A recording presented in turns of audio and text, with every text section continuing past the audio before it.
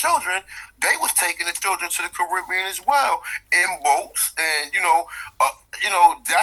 that's where they got that song "Roll, Roll, Roll Your Boat" from, because they was kidnapping people, they was and they was calling them slave catchers. So why was the slave catching? They was calling the Negro catchers or something like that. So why was they catching Indians? If your job was, matter of fact, why would you be a Negro catcher in America when the Negroes came here on a ship and they should already be on a plantation? So why would there be any need for a Negro catcher or whatever that's going around enslaving Indians? That's what I'm saying.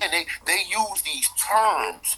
They use Negro, colored, black, African American, Indian. Then sometimes the white man playing an Indian. Sometimes it's a Mongoloid playing an Indian. But guess what? When you play the Indian, you're a free man. You're an African. You ain't even a real Indian. And that's going to be the realest. That's going to be the worst shit they did. Because when we prove undoubtedly, which we already have, that it was here, then what you want to say? You got two archaeologists that said that it was black people here, or Negro, or Negroid, or whatever you want to call them, before the Mongoloids. So if this is, I'm not saying that. I'm not credible in no way. I got felony convictions. You might not trust me. You might not trust me at all. But guess what, though? You trust an archaeologist or anthropologist. What reason do he have to tell the truth and tell you that they found Negro skulls here? The only motherfuckers who pushing it or who trying to not convince us that this is true is other stupid ass Negroes. So, I mean, like I said, at the end of the day, man, shout out to Dane, Calloway, shout out to Medicine Man, shout out to everybody in the chat room, all the viewers or whatever. Like I said, we not Africans. I can prove it to you. Just read the book, showed you the book, showed you the census, showed you that they was enslaving people from the 1600s. They was enslaving more people in the 1700s, more Indians. So the word slave is not connected to a fucking African. They enslaved more Indians than they did Africans, and they put them on these plantations. And if you believe these Africans are on these plantations, then obviously they mix. But we don't believe that, because the people you assume to be Africans are coming from the Caribbean. That's what they make the mistake at. That's what because I'm noticing that a lot of the ADOS followers are okay with what's going on as far as the reparations, and they'll mention Jim Crow and as far as slavery is concerned. But then they turn right around and be like, well, my ancestors basically were forced over here into building this country, and that's why they owe reparations. But it's bigger than that. Our ancestors were forced over here to build America. We built America because allegedly America, let me just say allegedly America, ain't keep their end of the bargain. But technically it was the people that was trying to create America that didn't keep the end of the bargain. And our ancestors went and said, all right, we'll go with that promise, not knowing that they were going to be, I hate to use this word, but dicked in the long run. They didn't know that was going to happen. But at the same time, what are you going to get? Because then you got to turn around and prove to the government, if they say, all right, we're going to give reparations for ADOS, y'all got to prove to me or to the government that your ancestors were slaves. Everybody going to fall short. Because the narrative of what slavery meant is that you got chains and shackles on you. Not the fact that your ancestors were employees. It's a misconception right there. They were working for somebody. Not the fact that they were doing it unwillingly. They were doing it willingly to take care of their family. Yep. They had no other choice. There was nothing else for them. The European needed the resources that we was already mining, and they was lazy, so they let you do it, and they took a cut of what you was doing. This is what people don't understand. That's how they treat prisoners. Yes, they treat prisoners the same. Prisoners of war. Our ancestors were prisoners of war after all of those wars that were happening back to back, even the ones that were already happening during that time period, where they wanted to say that Abraham Lincoln signed off the Emancipation Proclamation and freed everybody. It still happened.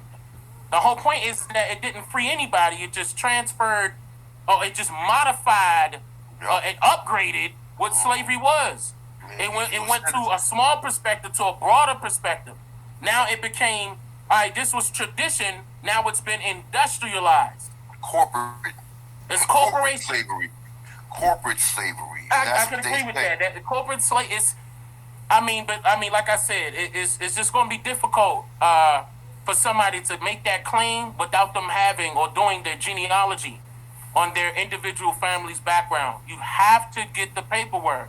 Now, come to find out that you find some family members inside of your family that did work for somebody and they didn't get paid by the promises that were made at that time, yeah, then you can get the money. Then you could get the money. Like everybody that that fought in the Civil War owed money right now. Why? Because Abraham Lincoln set up the Bureau of Freedmen, abandoned lands and freedmen, refugees and abandoned lands to benefit those people that were in that war. They were supposed to be getting money. They were supposed to be getting land. This is all documented. Now, if anything, why they not getting that? Why didn't they get that? That's something you can fight for. Or you could be fighting for the fact that also the freedmen banks were created and it accumulated $70 million. And ain't not one dime come to us. And it was owed to our ancestors. It's law signed off by, once again, Abraham Lincoln, stating that all of that money is owed to those people and their descendants. That's law. Ain't nobody fighting for that neither, right? Just like the farmer, I could keep going down the list. The black farmers, it was a whole lot of land acts for the black farmers. Not one time, well, except for certain parts of Virginia. I take that back. Certain parts of Virginia and certain parts of Carolina.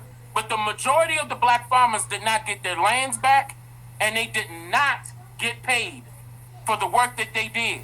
Now, that's something we could fight for again. It's so many different ones that we could go fight for. But this government not paying attention to you. But This you know what, government is too, not man? for you. Like they not about to hand you nothing. Go get it. You know Go what? It get wasn't it. too much. It wasn't too much that they can give us, other than fire sticks and guns and shit and diseases. It ain't like if we work for them. What was going to be an even exchange for anything that we would have been giving them? What could they give us? They could give us trinkets, give us a few things or whatever. But even when we say, like I said, after the so-called Indian Civil War, which is the Civil War, and I'm gonna start saying that shit from now on or whatever, because all that shit started over the Cherokees owning the original Cherokees as slaves or whatever. That's what I got from my. That's my people. No, that's correct. That's my people. Mm-hmm. That's my people. And they, like I said, my grandfather made a mistake. But at the same time, I could state this. The people that want to associate themselves with the ADOS, it can be good and it can be bad. I see the good, but the bad is coming from the intentions of those that created it. Those that created it are still calling you black, still calling you African Americans, okay? They still using these terminologies that's connecting you to nowhere. That's number one. That's what I have a problem with. This is the reason why I'm saying that's like Pan-African.